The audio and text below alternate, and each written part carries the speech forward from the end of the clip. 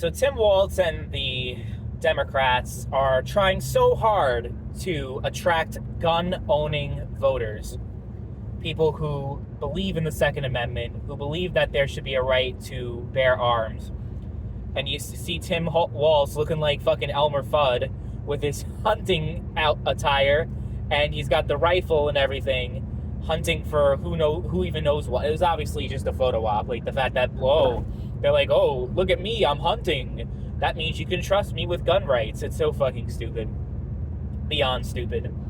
And anyone who falls for that, if you're a gun owner and you vote for Walz, or if you vote for Harris, if you vote for any Democrat for that matter, and your gun rights get taken away, which they absolutely will if they win, then, well, don't feel bad for you, because you brought that on yourself.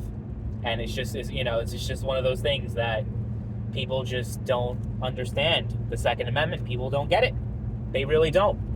They don't understand the necessity for the right of people to keep and bear arms, and why specifically the founding fathers put that second. It wasn't just like, oh, we're just going to say First Amendment, free speech, Second Amendment, guns. Like, they thought through specifically why these amendments were listed in the order they were listed. The First Amendment is inarguably the most important one, and I think the Second Amendment is the second most important one as well.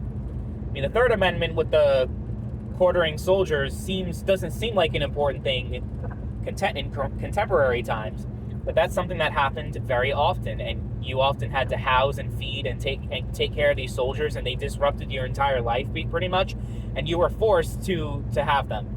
You had to give the shelter to the British soldiers. So that was another very important issue at the time. So the Third Amendment is also very important. But yeah, the Second Amendment, if it weren't for the idea of citizens having weapons and being able to protect themselves and protect their country, well, we'd be still under the control of the British today. Whether it would be, obviously the American Revolution or the War of 1812 as well. And now people say, well, the militia, because now you have an actual military, there's no need for a militia anymore. Therefore, the Second Amendment is obsolete and should be amended, should be changed, so on and so forth. But government tyranny is not something that just magically went away in the 1800s. It's certainly not. It's only gotten worse. It's only gotten more authoritarian, a lot of these governments, beyond what the worst dictators could have imagined 200 years ago. With technology and everything, the way they're able to control people, either directly or indirectly, it's amazing, right? When people don't see the need to have that self-defense mechanism in place, and it just shows like the ineptitude and just how Democrats just don't get it, because they think that it's about hunting. The fact that he went hunting, he didn't okay, so Harris said, oh, if someone breaks into my house, I'm going to shoot you. But it's hard to really see how someone like Harris really sees the importance of the Second Amendment when she talks about gun control all the time. She talks about regulating guns and certain guns that you shouldn't have and all that. And it's like, yeah, if someone breaks into your house, you can shoot them, okay. But it's easy for you to say that, like, with the Second Amendment, you have armed security. Everywhere you go, you have people there to protect you at a moment's notice, and your life is never really in danger. So it's easy to say that, oh, someone breaks in, no one's ever going to break in your fucking house. It's never going to happen. You got Secret Service everywhere, you have armed guards. It's an issue that's just so disconnected from you that I can't imagine Harris having much of a care for it, compared to someone who was almost assassinated twice. Yeah, need to protect yourself. It's very important. And it's not just about killing ducks and hunting rabbits or whatever the fuck Walz was doing out there, or pretending to do. I don't even know if he actually was hunting.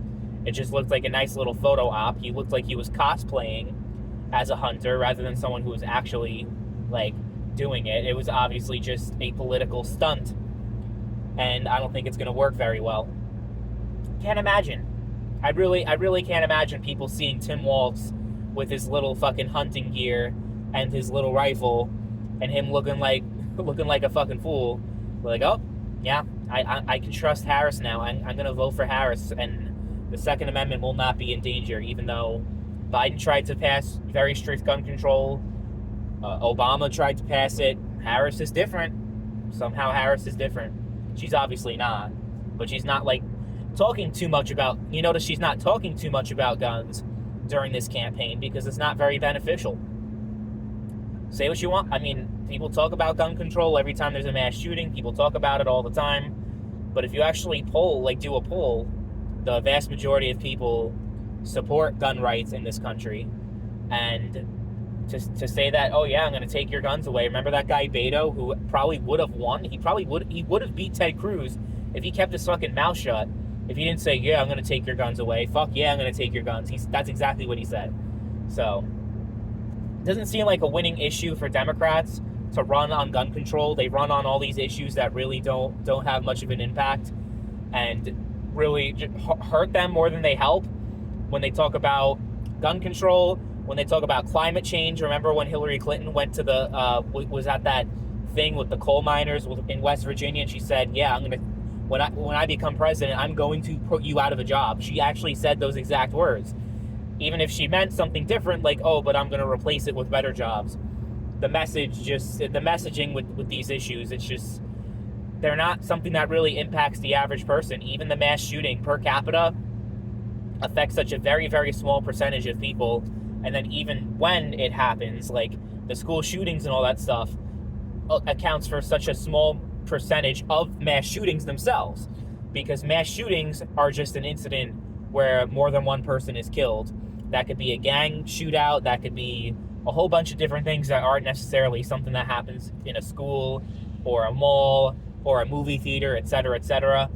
So it's just these top issues that they argue on, the facts are not on their side at all.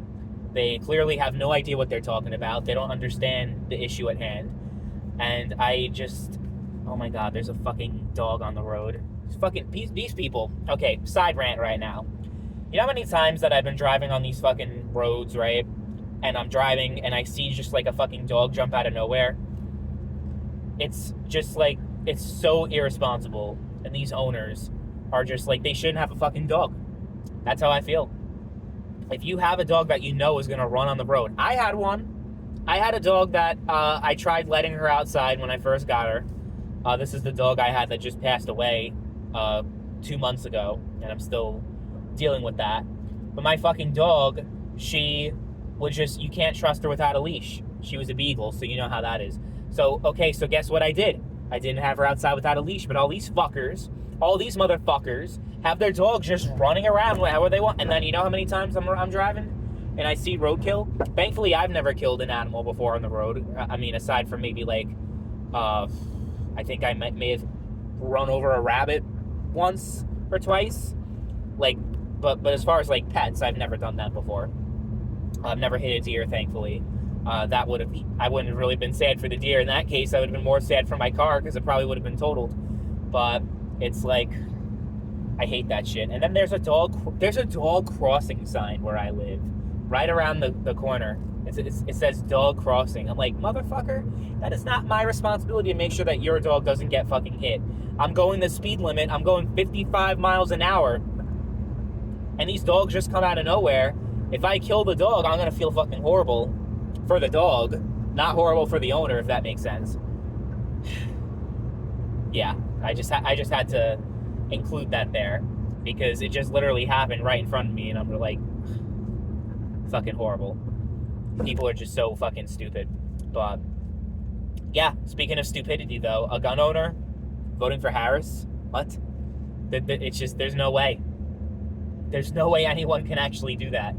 But then again, I saw a poll that said about 49% of, I don't know how accurate this poll is, to be fair. It's not like from an actual, like, good credited poll, like that's known for being accurate. But I saw a poll that was floating around that said 49% of crypto owners support Harris.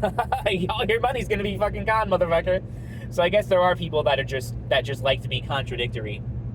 They like to vote for something directly against their own interests, just because.